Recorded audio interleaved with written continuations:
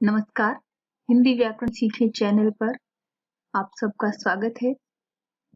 अंग्रेजी के पारिभाषिक शब्दों के लिए हिंदी समानार्थी शब्दों की हमने एक सीरीज शुरू की थी, जिसके 2 वीडियोस हम अपलोड कर चुके हैं। दोनों वीडियो में हमने 20 शब्द तैयार कर लिए हैं। आज के वीडियो में हम उसी सीरीज के अंतर्गत आगे के शब्द तैयार करेंगे। तो आइए लेते हैं पहला शब्द। पहला शब्द है बोर्ड। बोर्ड का एक अर्थ होता है परिषद, या एक और शब्द है इसके लिए मंडल। तो बोर्ड शब्द का अर्थ होगा परिषद या मंडल। किसी संस्था को चलाने वाले लोगों का समूह जो होता है, जो किसी संस्था को कंट्रोल करते हैं, उसे कहते हैं बोर्ड। बोना फाइड, इसका अर्थ होता है वास्तविक, या एक और शब्द है सद्भावी। तो वास्तविक यानी सच्चा, प्रामाणिक, उसी को वास्तविक कहते हैं। तो बोनाफाइड वास्तविक। दूसरा शब्द भी लिख लेते हैं, सद्भावी। तो ये आपको याद करने हैं, बोनाफाइड, वास्तविक, सद्भावी।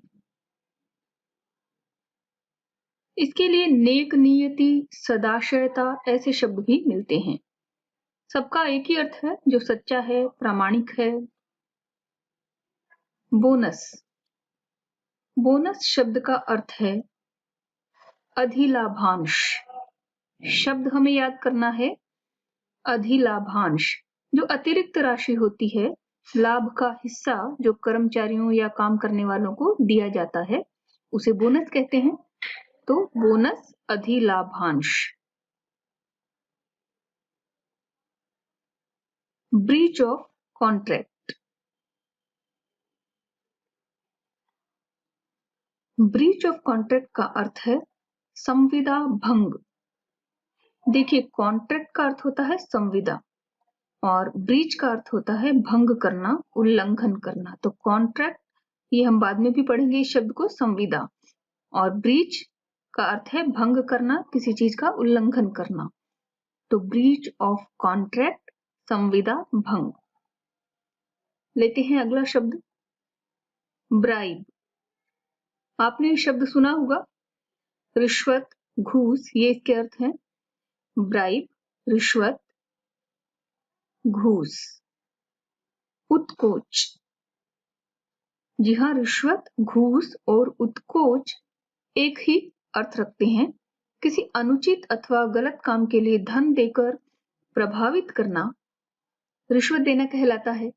तो ब्राइब, रिश्वत, घूस, उत्कोच। अगला शब्द है ब्रॉडकास्ट। रेडियो टेलीविजन के संदर्भ में आपने ये शब्द सुना होगा। कोई कार्यक्रम ब्रॉडकास्ट हो रहा है तो रेडियो या टेलीविजन के कार्यक्रम प्रसारित करने को बोलते हैं ब्रॉडकास्ट। तो प्रसारण, ब्रॉडकास्ट, प्रसारण, इसका अर्थ हो गया। हमारा अगला शब्द है ब्रोशर। क्या है ये ब्रोशर?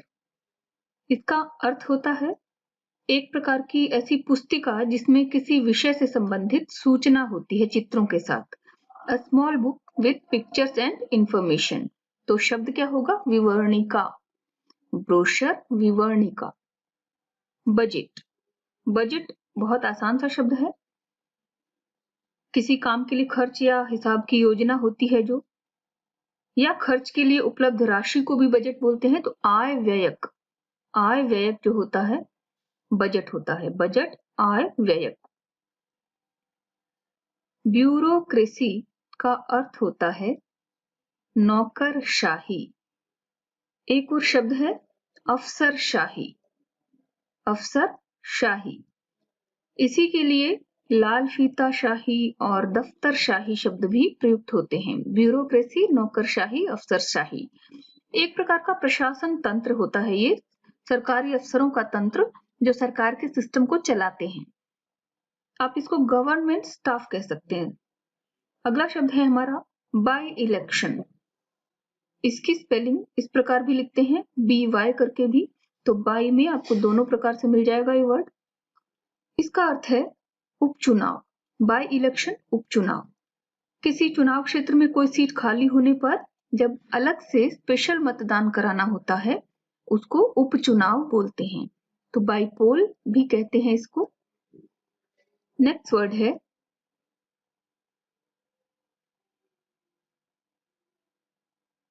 कैडर। इसका अर्थ है संवर्ग, एक ग्रुप या एक समूह जिन्हें किसी विशेष प्रशिक्षण या ट्रेनिंग के लिए चुना गया हो। तो ऐसे लोगों के समूह को क्या कहते हैं? कैडर। और कैडर का अर्थ संवर्ग। कैबिनेट, कैबिनेट जो होता है, नेक्स्ट वर्ड है कैबिनेट। इसे मैं यहां नीचे लिख देती हूं ठीक से। कैबिनेट सरकार के मंत्रियों का समूह जो होता है उसे कैबिनेट कहते हैं। तो मंत्रिमंडल कैबिनेट होता है। कैबिनेट, मंत्रिमंडल। कैंडिडेट, कैंडिडेट का अर्थ है उम्मीदवार या प्रत्याशी। परीक्षार्थी जो होता है उसको कैंडिडेट कहते हैं। किसी पद के लिए औपचारिक रूप से निवेदन करने वाला कैंडिडेट होता है, उम्मीदवार और प्रत्याशी। नेक्स्ट वर्ड है कैपिटल। इसका अर्थ है पूंजी या मूलधन। पूंजी, मूलधन, ये दोनों ही शब्द याद करने हैं। राजधानी के लिए भी कैपिटल शब्द आता है, जैसे न्यू दिल्ली भारत की कैपिटल है, राजधानी है। तो इस पूंजी और मूलधन का जो अर्थ है कि किसी बिजनेस को शुरू करने के लिए लगाया गया पैसा जो होता है वो होता है ये। नेक्स्ट वर्ड देखते हैं केयर टेकर गवर्नमेंट। इसका अर्थ है काम चलाऊ सरकार। केयर टेकर और गवर्नमेंट, इन दोनों शब्दों का अर्थ क्या होगा? काम चलाऊ सरकार। एक टेम्परेरी सरकार जो होती है, जो सरकारी कामकाज कर, जब तक कि एक नियमित सरकार न बन जाए, वो काम चलाऊ सरकार है। नेक्स्ट वर्ड है हमारा केस, प्रकरण। कोई भी मामला, घटना, प्रकरण होता है उसको केस बोलते हैं। अगला शब्द है कैजुअल लीव, CL जिसे कहते हैं शॉर्ट में। तो आकस्मिक अवकाश, आकस्मिक यानी अचानक से लिया जाने वाला। तो ऐसी छुट्टी जो अचानक लेनी पड़ती है, पहले से प्लान्ड नहीं होती है जो, तो ऐसी लीव क्या कहलाती है? Casual leave. कैजुअल लीव, आकस्मिक अवकाश। कैटलॉग का अर्थ है सूची पत्र। सूची पत्र। एक और शब्द है ग्रंथ सूची। कैटलॉग, सूची पत्र, ग्रंथ सूची। किसी जगह से खरीदी जा सकने वाली चीजों की लिस्ट, जैसे विभिन्न पब्लिकेशन जो होते हैं वो अपने यहाँ से प्रकाशित किताबों की सूची छापते हैं, जिसे देखकर आप चुन सकते हैं। अलग अलग कंपनी भी अपने प्रोडक्ट की सूची निकालती है, तो उसे कैटलॉग बोलते हैं। नेक्स्ट वर्ड है कैशियर। कैशियर तो जो पैसे लेने देने का काम करता है दुकान में या बैंक में, उसे क्या कहते हैं? कैशियर। तो शब्द क्या है? खजांची, कोषपाल। ये दोनों शब्द याद करने हैं। एक और शब्द भी है इसके लिए, रोकड़िया। तो कैशियर, खजांची, कोषपाल, रोकड़िया।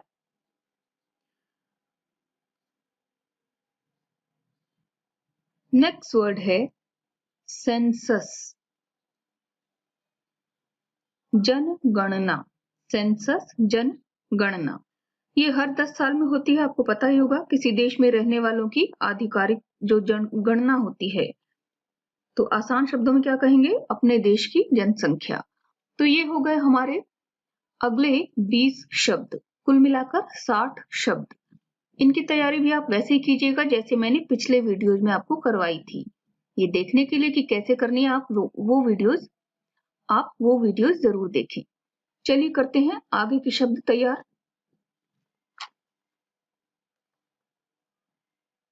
सीज फायर, दो समूहों के बीच जब एक दूसरे से लड़ाई न करने का समझौता होता है या अग्रीमेंट होता है उसे बोलते हैं सीज फायर। तो शब्द क्या है? युद्ध विराम, युद्ध बंदी या लड़ाई बंदी भी इसे कहते हैं। तो युद्ध को न करने का समझौता जो होता है वो सीज फायर होता है। युद्ध विराम, युद्ध बंदी, लड़ाई बंदी, युद्ध विराम, युद्ध बंदी, लड़ाई बंदी। हमारा अगला शब्द है कॉशन। इसके दो अर्थ हैं, सावधानी और दूसरा है चेतावनी।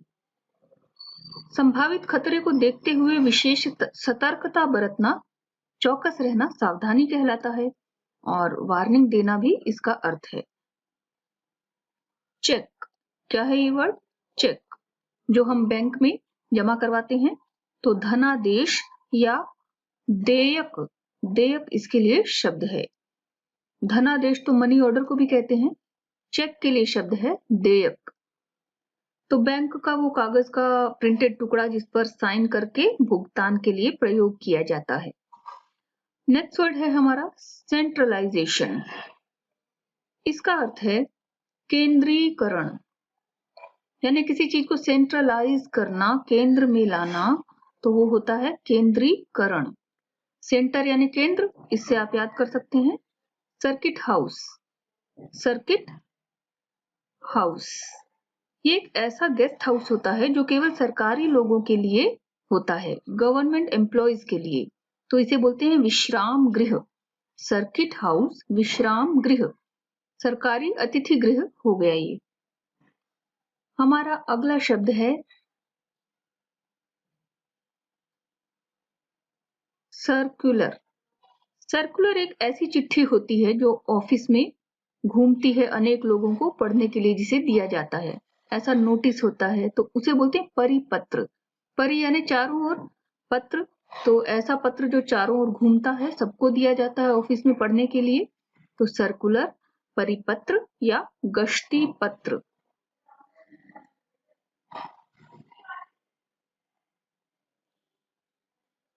नेक्स्ट वर्ड है क्लॉकवाइज। देखिए घड़ी की सुइयां किस ओर घूमती है? दक्षिण दिशा की ओर, तो दक्षिणावर्त बोलते हैं। दक्षिण दिशा का मतलब यहाँ दायां है, तो दाहिनी ओर घूमने वाली कोई वस्तु या क्रिया को बोलते हैं दक्षिणावर्त। क्लॉकवाइज, दक्षिणावर्त। ये उल्टी साइड में घूमता है उसे हम बाईं ओर बोलते हैं, और जो दाहिनी ओर घूमता है उसे बोलते हैं दक्षिणावर्त। तो क्लॉकवाइज होता है दक्षिणावर्त। आवर्त का अर्थ है यहाँ घूमना। क्लासिफिकेशन, किसी भी चीज को एक सिस्टमेटिक ढंग से अरेंज करना, वर्गों में बांटना क्लासिफिकेशन कहलाता है। तो शब्द क्या होगा हमारा? वर्गीकरण। वर्गों में बांट देना, वर्गीकरण। नेक्स्ट वर्ड है क्लेरिफिकेशन।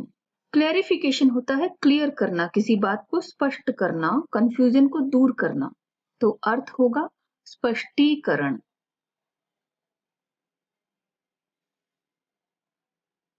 कोलिशन गवर्नमेंट, गवर्नमेंट यानी सरकार, कोलिशन का अर्थ होता है गठबंधन। तो जब अनेक पार्टियां मिलकर सरकार बनाती है, जब उन्हें स्पष्ट बहुमत नहीं मिलता, उस सरकार को क्या कहते हैं? गठबंधन सरकार। कोलिशन गवर्नमेंट, गठबंधन सरकार। हमारा अगला शब्द है कमीशन। आपने बहुत सी संस्थाओं के नाम के पीछे ये शब्द देखा होगा, जैसे यूजीसी में सी का अर्थ है कमीशन, यूनिवर्सिटी ग्रांट कमीशन। तो कमीशन का अर्थ होता है आयोग। तो लोगों का एक ऑफिशियल ग्रुप जो किसी विशेष उद्देश्य के लिए बनाया जाता है, सरकारी विभाग होता है ये आयोग। अगला शब्द इसी से जुड़ा हुआ है कमिश्नर। कमिश्नर का अर्थ है आयुक्त। तो जो उस आयोग का प्रमुख होगा वो हुआ आयुक्त। नेक्स्ट वर्ड है कम्युनिक। कम्युनिक का अर्थ है विज्ञप्ति। एक ऑफिशियल स्टेटमेंट होता है, आधिकारिक वक्तव्य जो सरकार, पार्टी या किसी कंपनी की ओर से अखबार में दिया जाता है। कम्युनिक, विज्ञप्ति। हमारा नेक्स्ट वर्ड है कंपेंसेशन। कंपेंसेशन किसी का नुकसान करने के कारण भरपाई के लिए जब कोई राशि दी जाती है उसको बोलते हैं। तो मुआवजा या फिर क्षतिपूर्ति, मुआवजा या क्षतिपूर्ति, ये दोनों शब्द आएंगे कंपेंसेशन के लिए। हमारा अगला शब्द है कंप्यूटर। बिल्कुल आसान शब्द है, लेकिन इसका हिंदी अर्थ जो है वो याद अच्छे से रख लीजिएगा। संगणक यानी गणना करने वाला, और इसी अर्थ में दूसरा शब्द है अभिकलित्र, आकलन करने के लिए जिस मशीन को बनाया गया था। तो अभिकलित्र, संगणक, अभिकलित्र, कंप्यूटर, संगणक, अभिकलित्र। हमारा नेक्स्ट वर्ड है कॉन्फिडेंशियल।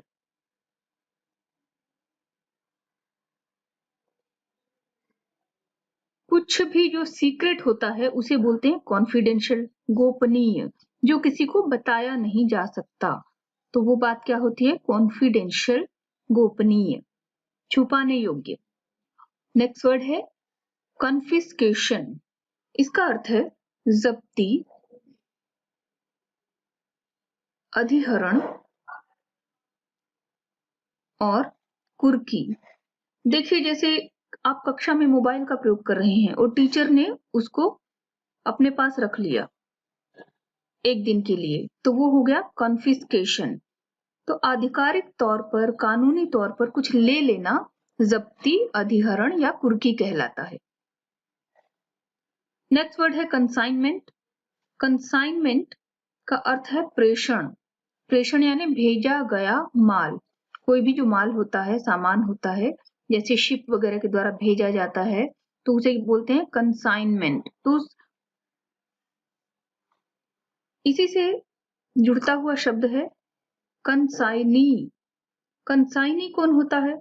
उस माल को प्राप्त करने वाला। तो इसे बोलते हैं प्रेषिती। प्रेषण होता है भेजना और भेजा गया माल, लेकिन प्रेषिती उसे प्राप्त करने वाला। तो कंसाइनमेंट को प्राप्त करने वाला हुआ प्रेषिती, कंसाइनी, प्रेषिती। हमारा अगला शब्द है कॉन्स्टिट्यूएंसी।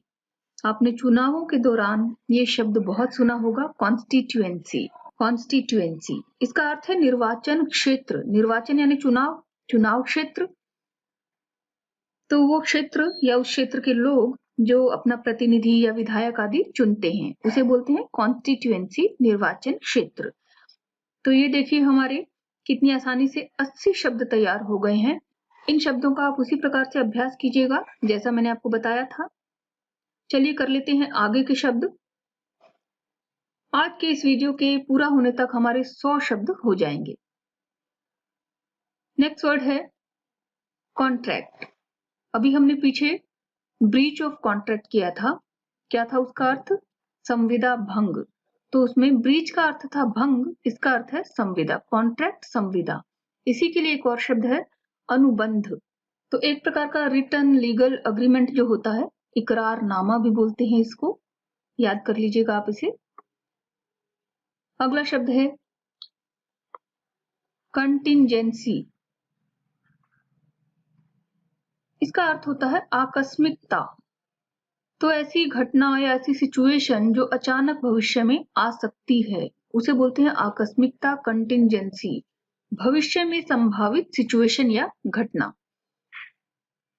इसी से मिलता जुलता अगला शब्द है हमारा कंटिंजेंसीज।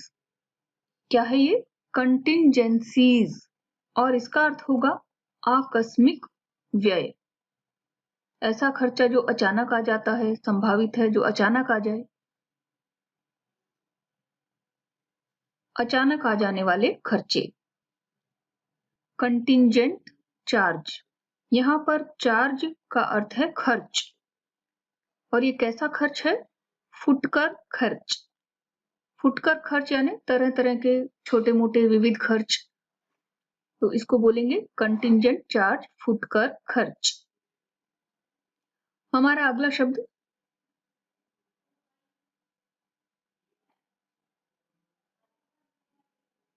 कॉरपोरेशन। कॉरपोरेशन का शाब्दिक अर्थ है निगम। जैसे LIC में आपने सुना होगा लाइफ इंश्योरेंस कॉर्पोरेशन, तो यहाँ जीवन बीमा निगम, इसमें आपने देखा होगा। तो सी का अर्थ क्या है? निगम। कोई बिजनेस कंपनी होती है, किसी नगर के प्रशासन के लिए निर्वाचित व्यक्तियों के समूह को भी कहते हैं, जैसे नगर निगम, कॉर्पोरेशन, निगम। नेक्स्ट वर्ड है कॉरिजेंडम। कॉरिजेंडम शुद्धि पत्र या भूल सुधार। तो न्यूज़पेपर में या वेबसाइट पर नोटिफिकेशन कई बार आप देखते होंगे जिसमें पिछले नोटिस में कोई गलती रह गई हो तो उसको सुधारा जाता है, तो शुद्धि पत्र उसको हेडिंग दी जाती है, या भूल सुधार। कस्टडी, इसका अर्थ है अभिरक्षा, किसी की देखभाल का कानूनी अधिकार या पुलिस की हिरासत या पुलिस की देखरेख में सुरक्षा को कस्टडी कहते हैं। तो कस्टडी, अभिरक्षा। हमारा अगला शब्द है करप्शन।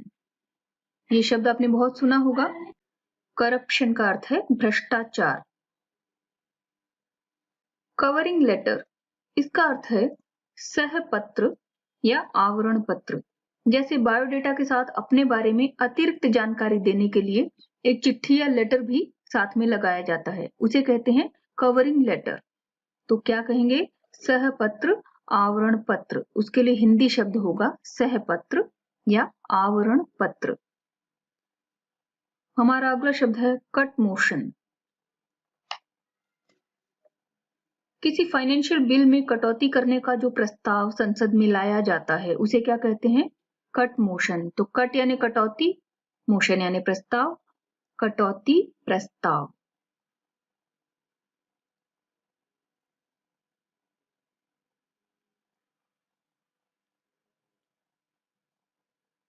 नेक्स्ट वर्ड है डैमेज। किसी चीज के टूटने या नष्ट होने से होने वाली हानि। तो क्षति, हानि और नुकसान, ये तीन शब्द हैं डैमेज।